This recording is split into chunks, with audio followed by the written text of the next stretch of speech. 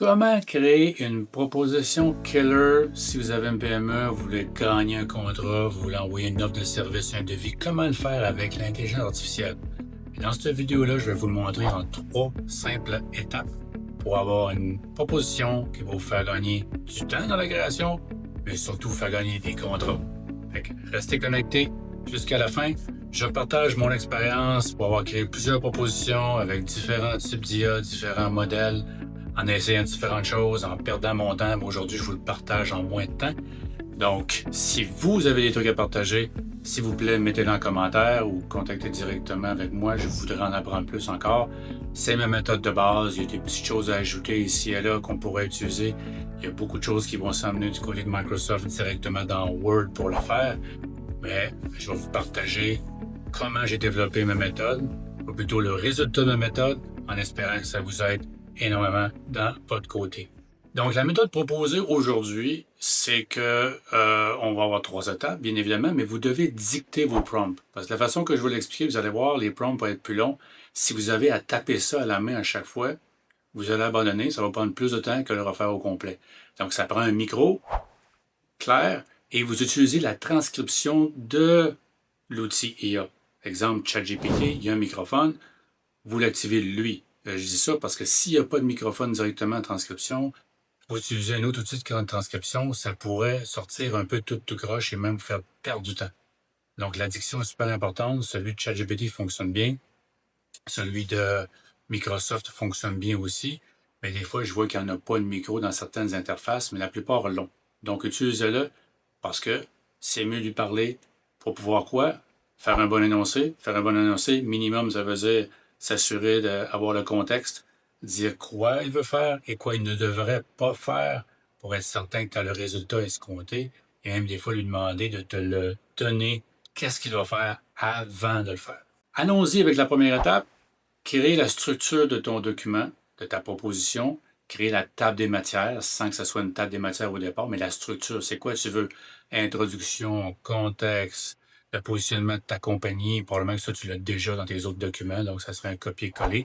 Le pourquoi du mandat, qu'est-ce que ça va donner au résultat, plein de choses que tu veux décider de toute ta structure de document, tu le fais au début, tu mentionnes avec la diction à l'IA de tout conserver en mémoire. Un coup, tu as conclu, puis tu es assuré de dire, OK, là, on a la structure, là, ça a de l'allure, je comprends où est-ce qu'on s'en va, du moins, moi, je commence comme ça.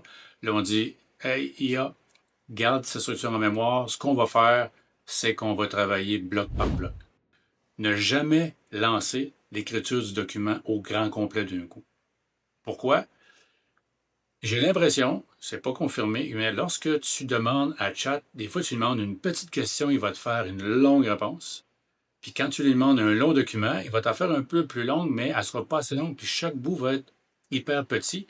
Puis là, tu dois faire une rétroaction sur chacune des parties en lui disant d'aller où, à telle place, tel endroit.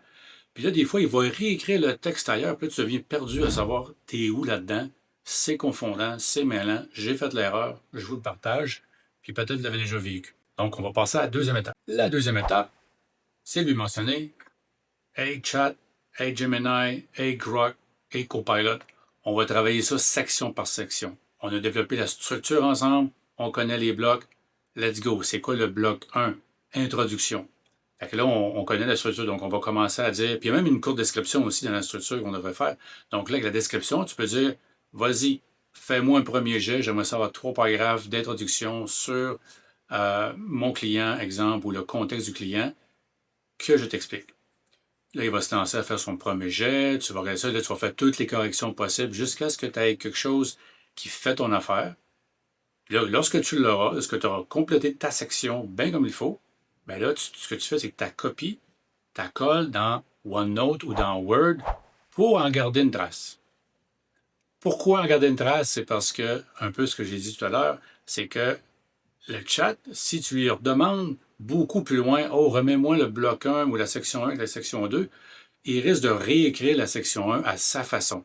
C'est l'IA générative, il aime ça générer du texte, il va te le changer. Fait que ce que toi, tu as approuvé, ce que toi, tu étais entièrement d'accord, que tu as lu, relu, confirmé dans ta section, tu es mieux de le prendre, de le copier dans un autre outil. Tu peux lui dire de le garder en mémoire, mais tu le copies quand même là. Puis là, ben, tu passes à ta prochaine section. Et tu fais ça, une section à la fois, jusqu'à ce que tu aies toute ta structure, tous tes blocs, toutes tes sections. Super important de conserver chacun des blocs séparément. Moi, je le mettrais dans un Word ou dans OneNote. J'adore OneNote. À ce moment-là, j'ai toutes mes sections, tous mes blocs avec les titres, parce qu'il va te donner les titres aussi.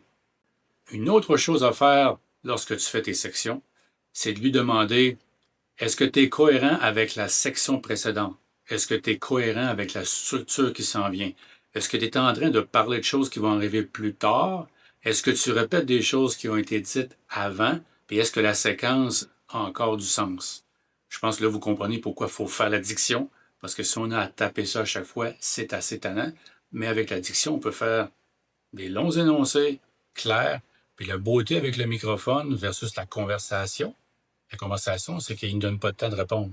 Avec le micro, tu peux prendre ton temps, tu peux réfléchir 30 secondes si tu veux en 2 mots, puis à la fin, il va tout mettre ça, il va utiliser l'IA pour générer ton énoncé. Puis après ça, tu vérifies que l'énoncé a bien été transcrit, et là, tu le lances.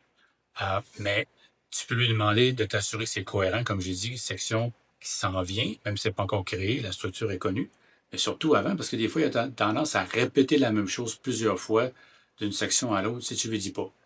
Là, tu peux en profiter dans ton énoncé pour dire, OK, à partir de ce moment-ci, ne répète pas les phrases d'avant et assure-toi que les sujets sont cohérents avec ce qui s'en vient.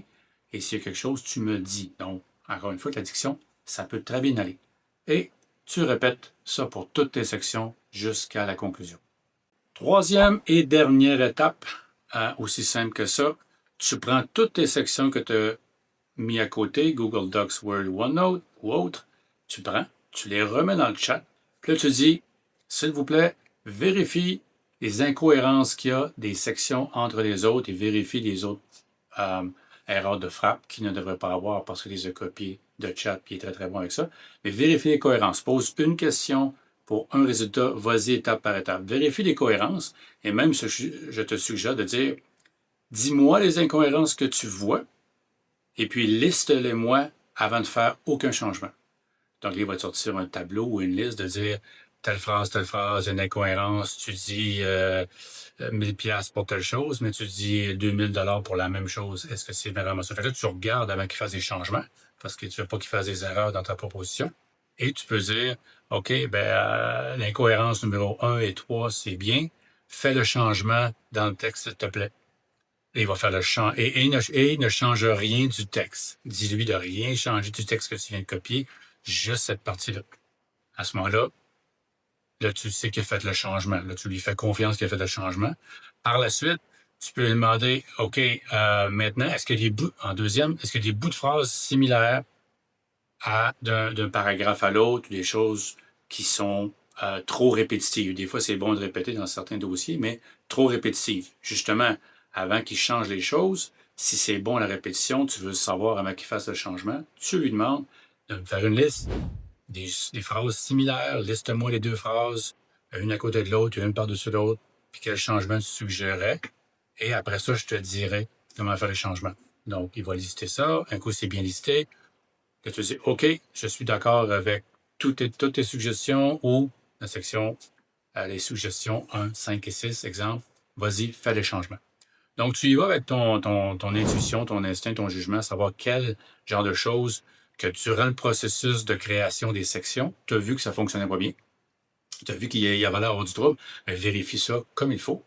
Lorsque tu as terminé avec tes suggestions de changement, surtout de vérification, et tu acceptes ou pas ces suggestions, bien là, tu dis, OK, maintenant, réécris-moi le tout dans une cohérence parfaite, juste avec les changements. Ne change pas ce que je t'ai collé ou ce que j'ai approuvé.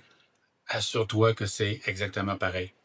Là, il va te sortir ton texte totalement pareil dans le chat. Là, tu peux prendre, puis tu dis, OK, l'autre étape, tu dis, assure-toi d'avoir les bons niveaux de chapitre dans le titre, sous-titres et de sous-sous-titres, qu'on appelle les H1, H2, H3 en HTML, ou l'équivalent dans les outils de gestion de texte. À ce moment-là, il va t'écrire déjà à l'avance, en suivant la structure que tu avais, en suivant les sections que tu as créées. Ça va te permettre d'avoir une facilité lorsque tu arrives dans Word, exemple.